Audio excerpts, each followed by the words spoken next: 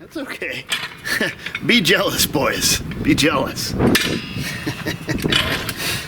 I don't even remember. I think I've had this thing as long as I can remember. I think it was before, this is when I had kids. It was a jack that I carried with a trailer that I have.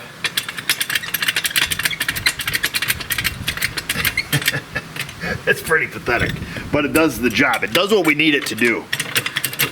This is Mrs. O's Kodiak here. It looks like the brake piston is a long ways out. I looked at it the other day, and we need to just pull this wheel off, do a little brake inspection, and see if the back brakes are spanked on this thing. It's pretty windy today, so you'll have to deal with that. It has been just one heck of a spring, man. Just so much rain.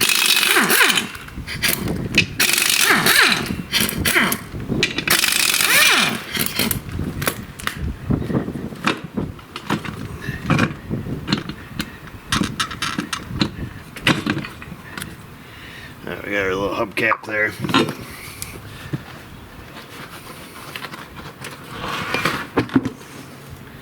Oh yeah.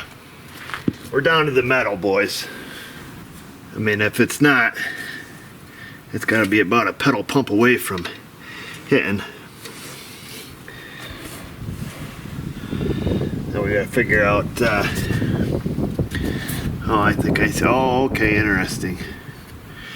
Dang it, we're gonna need to get some Allen sockets for our at-home toolkit because this one looks like it uses Allens, and that's the one thing we don't really have. Well, we have them. They're just, well, it's like the rest of the at-home toolkit. Went digging through the cardboard box. Mother of pearl. So make sure it wasn't winding up that rubber in there. So the sucky part about this one is the brake fluid reservoir is up in the front compartment, which you have to pull the rack off to get to the fluid reservoir.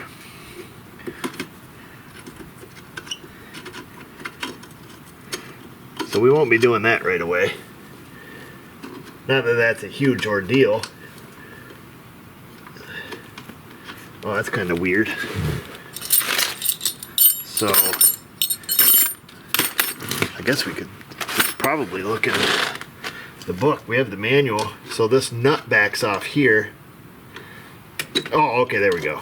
And then, so that's kind of neat. So this is captured in the front brake pad itself. This nut is. Okay, and then the pin, your slider pin. Oh, no kidding! You still can't take that off. So it looks. I'm gonna just try to push the piston in here a little bit. I'm just squeezing the caliper in. Okay, so all right, so that's all good. Huh, no kidding. So you have to pull the whole bracket. We can't just pull the caliper because we need to be able to push the bracket in. That's interesting. I wonder why they do it like that. I wonder if it's a bit of a safety thing. So like if it all falls apart, you know what I mean? I just want to make sure that pin is pushed in all the way. I just pulled it out a little bit. Yeah, no kidding. That's in as far as it goes. So yeah, you have to pull the whole bracket. So it looks like a 12 mil. Pull the bracket. Oh, yeah, we'll pull the bracket. You know what? I bet if you pulled, I bet these two pins here hold the shoes in or hold the pads in. Yeah, let's just pull the bracket. Oh, that wasn't very tight at all. Must be a very low torque spec. Well, actually the caliper bracket here is quite thin, so it wouldn't surprise me if they were very low. 8mm bolts. Okay, let's see. I'm gonna pull the bracket. I don't know if you guys can see towards me. And then pull it off. So there is the caliper bracket. There's the two bolts that hold it on, and there's this nut. It's rust I got. Yeah, no kidding, huh? Okay, so must be. So that little pin still moves. And then the pads must be held in with those Allens there. Let me dig through the box of Allens, slash the little mouse nest that stays in the toolbox. Dude, did I just nail that first try? Oh no. That's a mix of some Americano and some metric. So you just dig till she fits. Let's see. This one feels. I don't want to booger them up. Oh yeah, first try. Mother. There's one.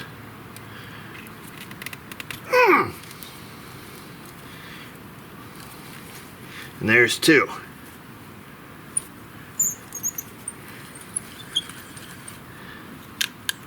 Oh, neato, man. It's like a Brembo, but for four-wheelers. Feels like it has some spring pressure pushing the pads out.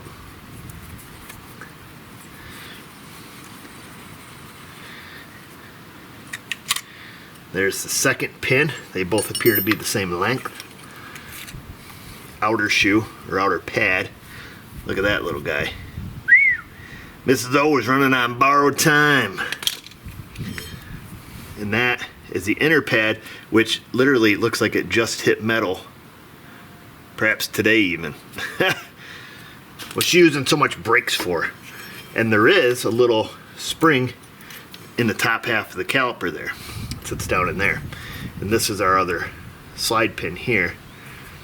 What we'll want to do is we want to take that little guy out, lube her up because he's kind of dry. So we'll leave that kind of right there for right now. Very lightly push our piston in. Hopefully there's enough room in our reservoir. We'll assume there is. At some point throughout our series of ATV action, we'll likely flush the brake fluid in this thing. It has hydraulic brakes front and rear. Kind of interesting though, the front cable, or the front handbrake, is cable operated, which goes, I think, to the pedal, to the brake pedal, and then pulls the mechanism. There's a bell crank or something on the back of the pedal that pushes the hydraulic slave, so it uses kind of a mechanical over hydraulic type action. Let's go see if we got the right pads in stock. Boom, we got them. Some OEM. So there's our OEM part number. I try to buy OEM when I can. That's a lie, but I tried to. What thing I didn't, the air filter seemed kind of silly to buy that OEM. And the only thing I think I might be kind of regretting buying aftermarket that I should have bought OEM was the drive belt. You guys are freaking me out in the comment section, man. Chances are, when I put in another order through Yamaha, I'm probably going to purchase the OEM belt, because a couple of the guys on our channel that claim to be experts say that they've seen in their shop bad luck with aftermarket belt. I used a Redline belt, or no, it wasn't a Redline, it was a Gates G-Force, which when I get on the internet, it doesn't seem people have problems until they're like big horsepower machines, you know, 800,000 cc, like side-by-sides, but who knows. So old versus new, that's what that looks like. OEM pad. Okay, that's our inside, and it appears it has a shim on it, which we need to transfer, and it appears to have double shims. I'll wipe those off. We'll probably put a very light layer of lube in between those. Reminds me a lot of a Toyota setup here. That's a very Toyota thing to do. So just for poop and laughter, I thought, well, we better refer to the book. Because if we lube those, and they're not supposed to be, you guys will go crazy. And actually my concern really wasn't that, because that I don't care about so much. I don't really want it attracting unnecessary junk. And the only thing they show lubricating, they show Loctite on the two pins there, and then lubricating the caliper slides But that's it. So I think I am going to disregard any lube. I think that would be our best bet. So factory service manual. If you guys buy a machine, get one of these. Buy a factory service manual, even an aftermarket one like the Climber manual or whatever they are. It's better than nothing.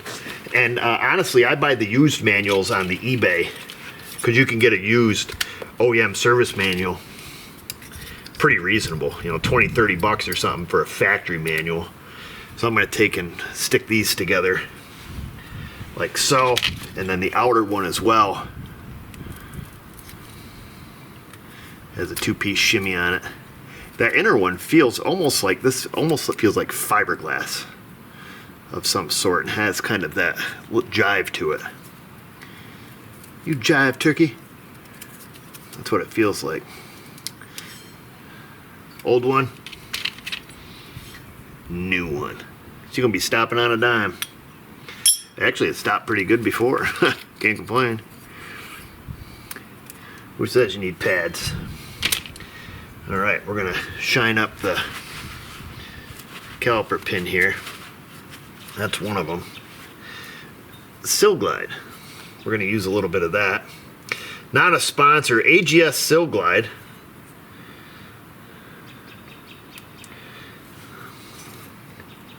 Can be used on brake components. Even says so on the back. Application, brake pads, and linings. Fan belts. You go ahead and put on your fan belt. Oh, your belt's squealing? Just get her all greased up with some silicone grease. That'll stop it from squealing. We're going to put just a little bit here in the boot. Oh, baby! Alright, so that's good and lubricated. What we want to do now is we want to wipe this one off. We want to make sure this one's slippery. Oh, Miss O's going to go flying right over the handlebars when she steps on these brakes. Hopefully not.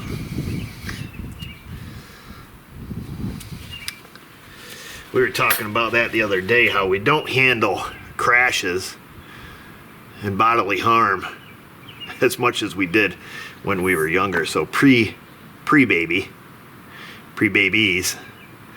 when Mrs. O was just a young buck. I guess she wouldn't be a buck. When she was just a young doe, she used to ride four-wheeler quite a bit. My friends and I, we all rode four-wheeler. You know, you live out in the country, that was your mode of transportation. So her, myself, when we lived in a different town, we would ride our four-wheelers. So after we first got married, I guess. Even before that,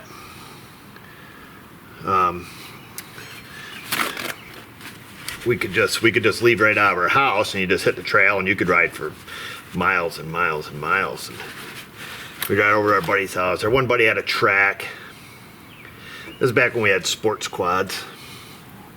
Anyhow, as they say downstate, long story short, Mrs. O, for whatever reason, was going for a little rip around the track and she totally cased this double. She hits it, misses it by a long shot, smacks right into the face of the landing, over the handlebars, face plants, and then her four-wheeler came and ran her over. And then she just gets back up and we just carry on, you know. It wasn't a big deal. You know, she had a helmet and stuff on, busted the face guard and everything off the helmet, but it was just, I don't know. We were talking about that. We're like, man, if we do that nowadays, you're not doing anything for at least a couple months. And you're not getting right back up right away. You might, but you're going to be hobbling. Okay. I didn't pay any attention to how any of this came apart. But it appears that goes in there. And let's see, are we going to be able to, that's what I want to know. Okay. So, that's all we got to do. We're going to put, I don't want to pull the bracket back off because we got her all lubricated. We'll slip this guy right in here. Alright. And then we have our two pins here that they wanted lock taut. I think we have some low strength lock taut at home, but that's all the way down in the basement. So we're gonna pretend that we did. Still has some on it. It's green. We have some low strength purple, I believe, downstairs. I wonder where this goes in. Oh, that's quite sloppy. Okay, I was just curious about where the tip of this goes in, if it was very tight. Because if it was, we were going to put a little lube on it, but the chances of that seizing in there appeared to be quite small. So we'll stick that there. Stick that one there. Oh, I gotta go get some Loctite. I almost can't stand it. We want to do a proper job. All right, stand by, folks. I made it. Some Loctite 222 ultra low strength formula.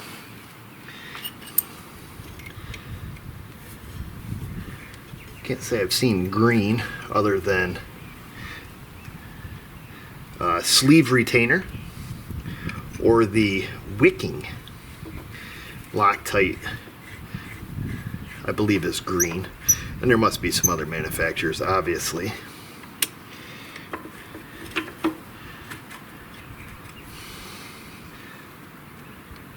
I like this purple low strength for archery equipment. You know, like you get your bow just like tuned, everything's perfect. You got everything how you want it. Usually what I'll do at that point is, you know, pull the, depends on what type of bow you shoot, but usually pull the screws out of the mods and put a little dab on those. Kind of keep stuff from rattling loose. We'll take and torque these to factory spec. We'll come back and do that, obviously, but no, we won't. Not at all, not even close. We'll talk about it, though. We'll talk about it. I don't know if that's wide enough to fit over the rotor. Heck yeah, it is, old son. Perfect. So we're gonna slip this around. Back onto there. Back into there. What a unique little way to do this.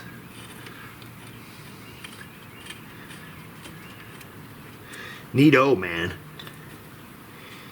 That's the wrong size. This is the right size. And it appears, yes, it appears that we'll have to hold that, perhaps. Or does that, oh no, nope, I see. It's got a, genius little suckers, aren't you?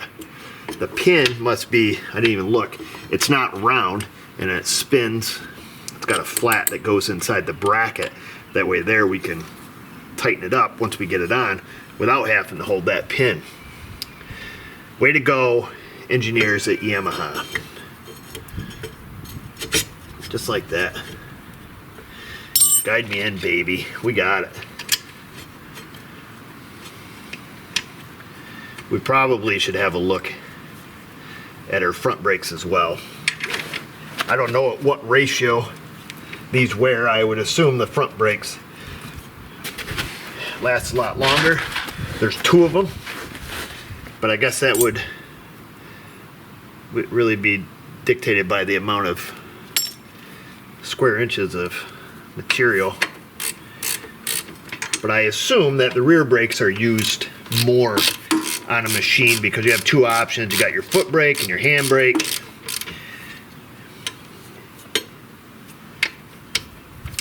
You know, it's not like they're modulated by a proportioning valve or anything.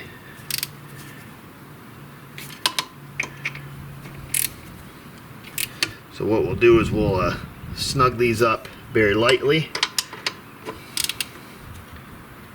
We'll come back, torque it all to factory specs.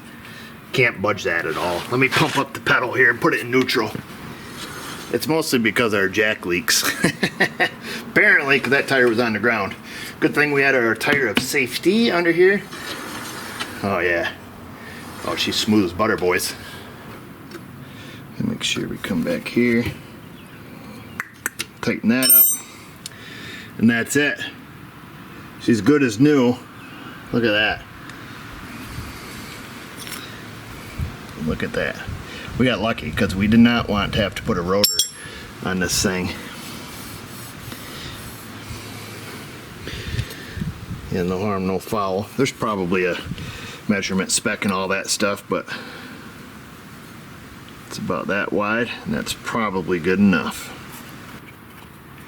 You know what else I think we're gonna do, boys? Because we haven't done it yet on this machine, is we're gonna get the right size socket. We're gonna peel this cover off, skid plate, if you will. Oh, the front one's a 12, feels like. And we're gonna do the rear diff service because that has never been done since we've owned it.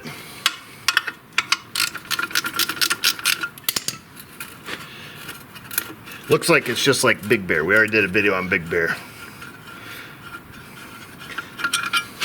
So it shouldn't be much different now. Let's grab a 14, a 20 something.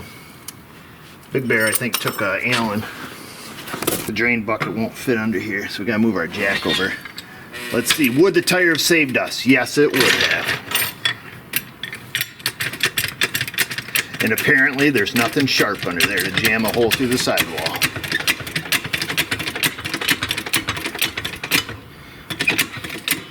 Why do we could have just left it on the tire, I guess. Now it fits. Let's see. Grab the 14 mm. I don't even think this little thing's smashed up yet on this four-wheeler. No, it's not. Look, she's mint. That's the one you want to. Yeah, she got a little dent in it. Never mind. It's pretty mint. Almost mint. What's under there? Looks like an Allen. Let's see if it's one of the two we already have out. Hey, Allen. Yes, sir.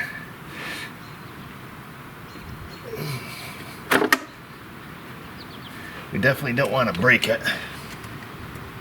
Make sure we're up in there all the way. Oh, yeah. She bottomed out. Mother of pearl! All right. That was easy. Oh, she's tapered. Oh, okay. The sealing washer came with it. Oh, that oil looks like brand new. Brand new. Well, you don't know if you don't know. And honestly, we've never even checked it. At least I can go to Honest Town with you guys. Always makes me feel good. I get to tell you guys the truth. This channel's a lot less. I guess our other channel's not very serious. Some people were saying that they like this channel better than the Self-Made Auto channel. They like the at-home DIY, laying in the dirt, rolling around in the mud, the blood, and the beer, working with crappy tools. Not really crappy tools. I guess we got Napa Pro USA 21 mil. That's good. We've got the Carlisle Flexi push button with the Mac Tools 14 mil. An unknown Allen socket, Allen wrench. This is a Craftsman, it says. 6mm Craftsman. USA. America.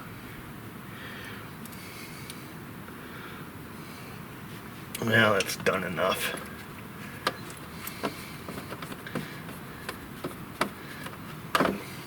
I went and got the H. That's been sitting up on the top of the hill in the storage barn up there for about 6 months. 1945. Been sitting for 6 months. Probably 2-year-old gas in it. Almost no maintenance. Rolls over once, fires up, runs like it's been ran since yesterday. Love that old stuff, man. Had to repolarize the generator. Instantly started charging. So they're not a permanent magnet, so you gotta magnetize it if it's been sitting for an excessive period of time. But yeah, she charges. Drove her down to the gas station, filled her up with some non-ethanol. A little bit of lead substitute. You don't get much oil out of these. And all that junk in there, that's just junk. Oh, we probably should keep it under here because we're going to overflow this. Put a little lead substitute in it. A couple squirts of Sta-Bil for what it's worth. Got to do some maintenance to it this year. Only used it just a little bit last year, but we'll be using it more this year. So I drove it down here, so we've already done a video on that though. Oh, come on, man.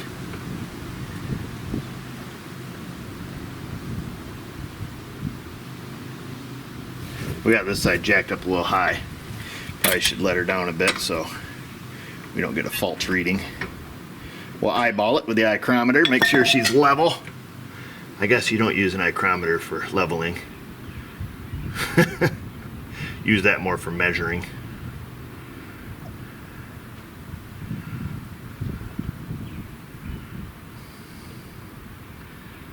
I think this one bottle is going to do both machines.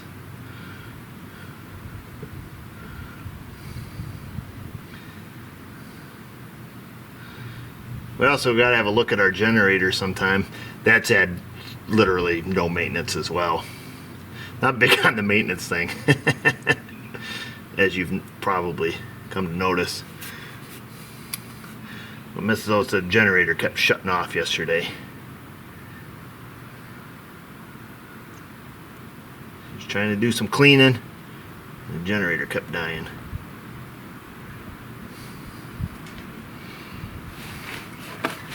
She said it kept sounding like it was running out of fuel.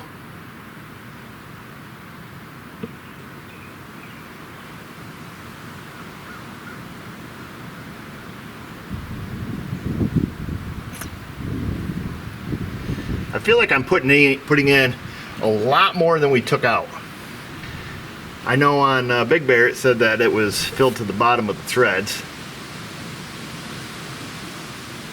We're going to have to look in service data on this one. Of course, I'm just barely trinkling it in there. Until I do that. Until I give it one of those little numbers. Okay, so she's full to the top of the hole. We'll let it achieve level while I look in the book and see what it's really supposed to be. If it's bottom of the threads or top of the hole. Potatoes, probably. If you gots to know. They give a picture for us guys who like pictures. So bottom of the threads, GL4 80W, which we did not use. We used 85W 90. Probably not a big deal at the end of the day. The only thing that would be a big deal, I would say, is to be sure that you have the GL4 spec. Okay, and that make sure that's stated on the bottle, right next to the guarantee. Okay, so like ours here, that's probably why I ended up buying Stay Lube. We have a GL3 and GL4 spec.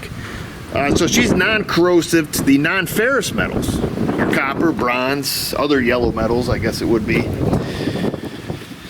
I'm not a chemist, but it's about all I know. Whoa, I better put it in park. There we go. 40 foot-pound-ish on these. But once they click, just give them a little extra. You know, if you know how to run a torque wrench. If you know, you know. Alright. That's that. Better have a gander at these.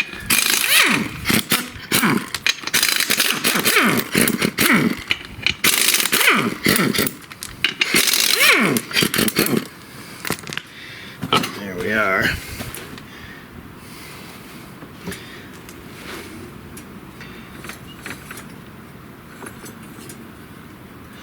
Well, I don't know if it really constitutes changing these just yet.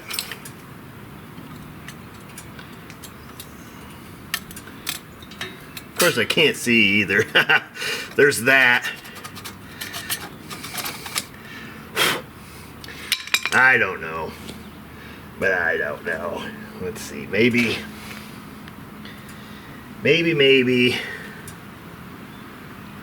we'll just grab a 12. Got a 12 right here in the back. Let's put our safety tire underneath it first. We just have it jacked up on the plastic skid plate, so there's that. Oh yeah. There's one bolt.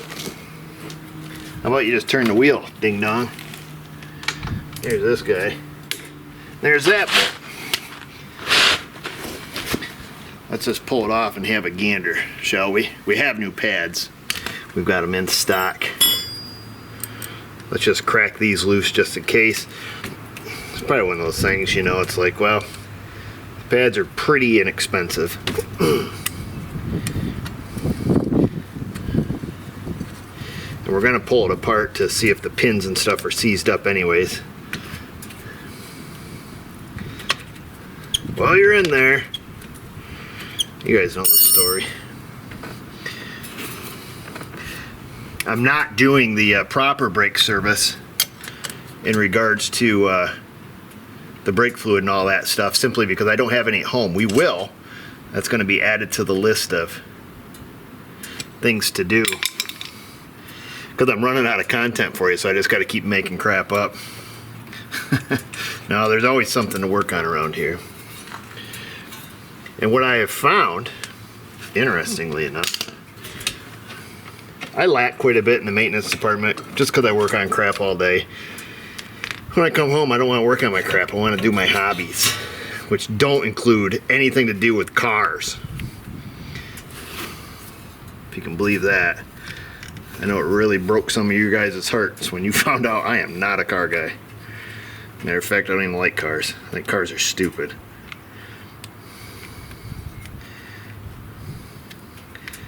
That's strictly my opinion. Okay, so this one's a little different. Got some show and tell here. What do we have here? It's got to be a bolt under here of some sort. Probably an Allen. Sure as sugar it is. It's probably this bigger one too. And it is. Yeah. Get some.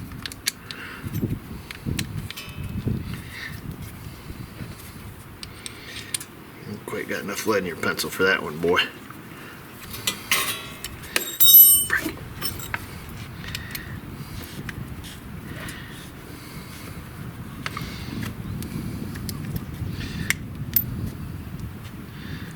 Oh, dang it all to heck.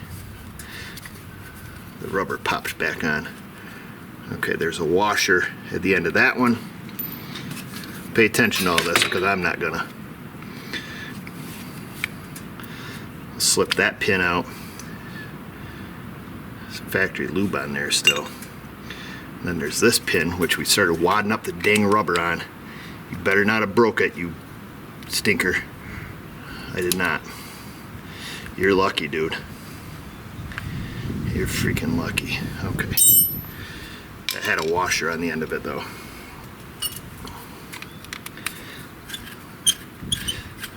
Same thing up here with these. Although I'm not seeing factory Loctite on the front. Interesting. I wonder why that is. Nor do I see shims. I don't think there's shims on these front pads. Maybe just the inner pad. Yeah, so the inside pad has a shim.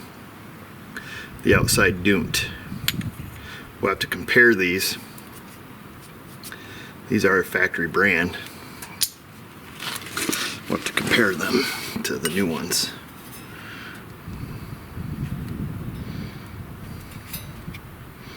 Piston pushes in super easy. Caliper pin must go out the back side. Therefore we have to get that rubber pulled up and over it. We don't want to break it. We can't just call down a Napa and get one of those.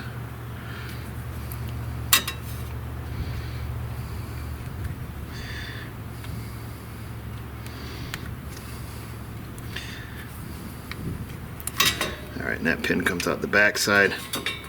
That's what that looks like. Has a little bit of lube on it. Great. So that's what we know. Let's go get a rag. I don't know why I stuck that lube back in there. We'll pull that booger back out of there. And we'll rejuice everything up and see what this looks like compared to the new. Yeah, Use your brake pads. There you go. That's our part number on our front pads. OEM. I got them from Partszilla.com, not a sponsor. I get the big discount there though, because I send them my business information. That's kind of nice, huh? They sell car parts. They're just like a parts wholesaler. It looks like some kind of distribution. But it's not much of a discount, trust me.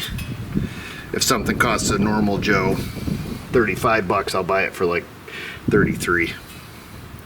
So I would say these are not significantly worn. We could measure them and whatnot, but we're not gonna. We tore it all apart, and these can either sit on my shelf for the rest of my life, or we could just put them on now, and then we know all the brakes are new, and then likely for the rest of my life we won't have to change them again. That's my hopes and dreams. Shim goes on the inside, just clicks on like that. Oops. Give it a, just blow on it. That's all you gotta do. Trust me.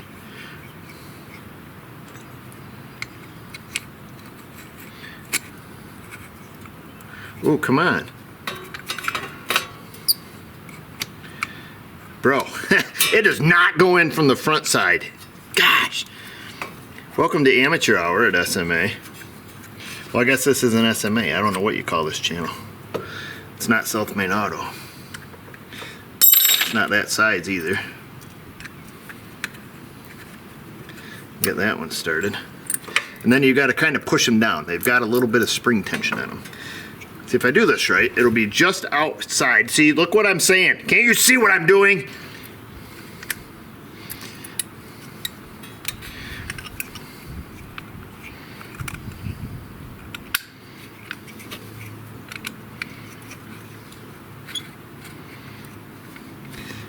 Pretty sure I saw in the book that these were loctated.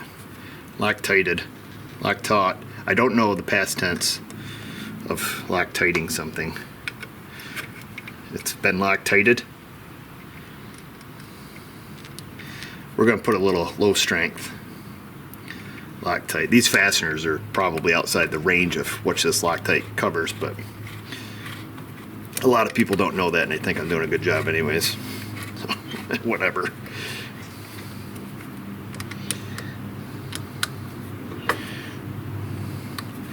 Whatever, we just don't want them vibrating loose.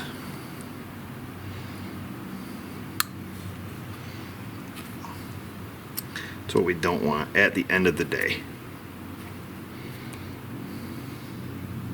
We want our Allen wrench back. Well, we don't want to get that in there with the grease all over it. No. Oh wait, those are my good pants. Don't wipe it on your town pants. Oh, fits good.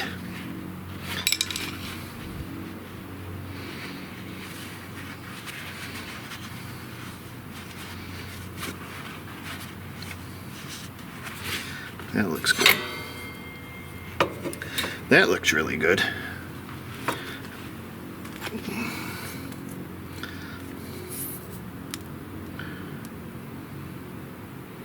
Ooh, there's some fancy stuff for you.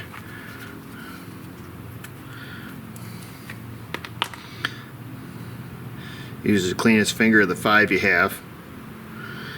Here's a guy who puts on gloves to check a fuse, but then we're doing this, huh? You're just about to type that, weren't you? Don't bother.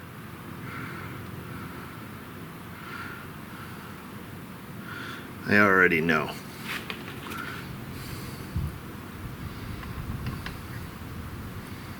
Oh, yes. Yes, sir. Yes, sir. What was I doing with that? What was your thought there, buddy?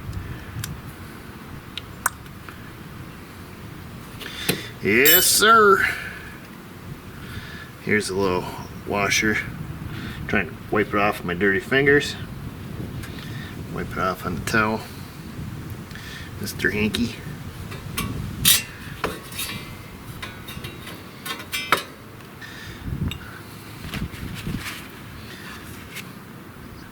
pin appears is replaceable. It's screwed into the bracket here. Forgot to wipe the tip off. There we go.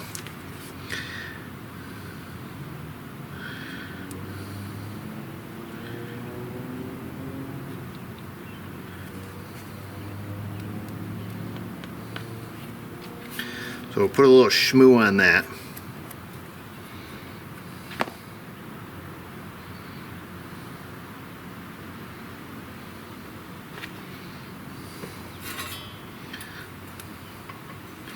We'll slip that in, and all the schmoo you just put on just gets wiped off by that rubber boot, except for what little bit is left in those flat spots. So we'll stick just a tiny bit in there. It's sealed. You don't want to overdo it. Line that up. We did put the washer on, right? I think so. Oh yeah. Oh, that's nice.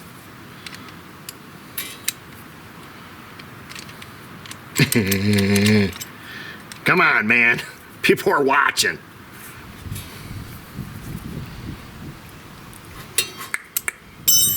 Click, click. Rubber cap. Just like that. Slip it on. Put the bolts in.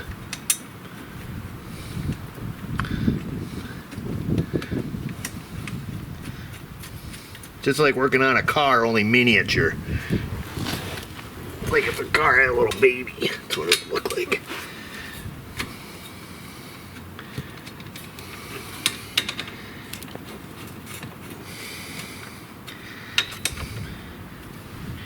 What'd you think you were going to do there? Oh, you did something.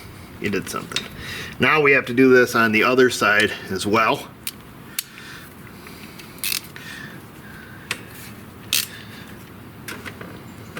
It wouldn't be an Erico production if we showed both sides. We rarely has that ever happened out of the 1100 brake jobs on our other channel. A lot of folks still think we only do the home of the one wheel brake job. So there's that. Let's pump up the brakes.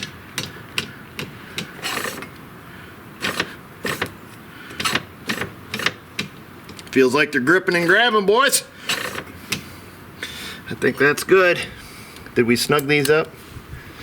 We did. We did. We're done. Bolt the tire on, right up the bill, pull it out, bring in the next one. That's what they look like. I just looked in the viewfinder and realized that almost all of everything we did might have been out of frame. It happens. Pretty standard procedure here on the front diff.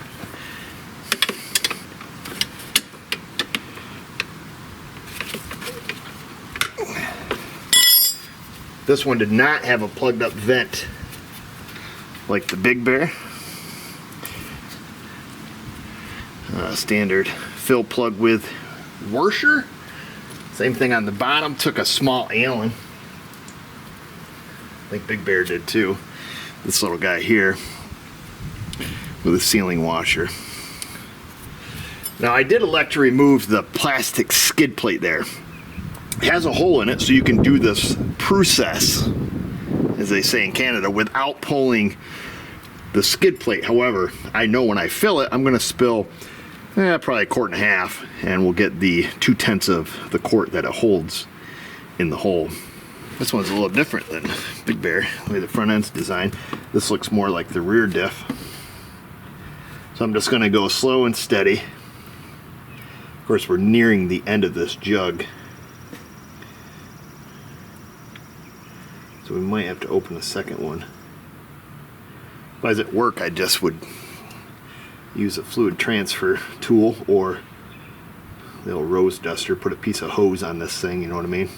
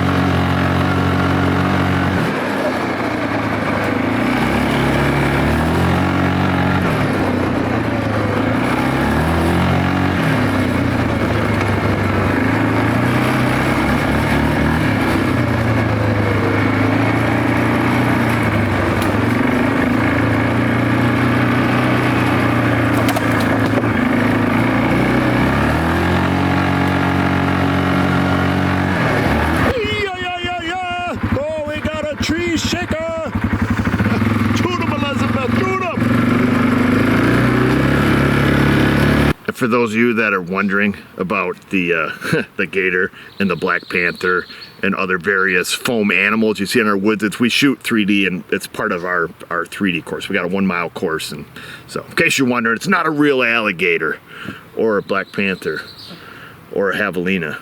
All of it, it's all foam.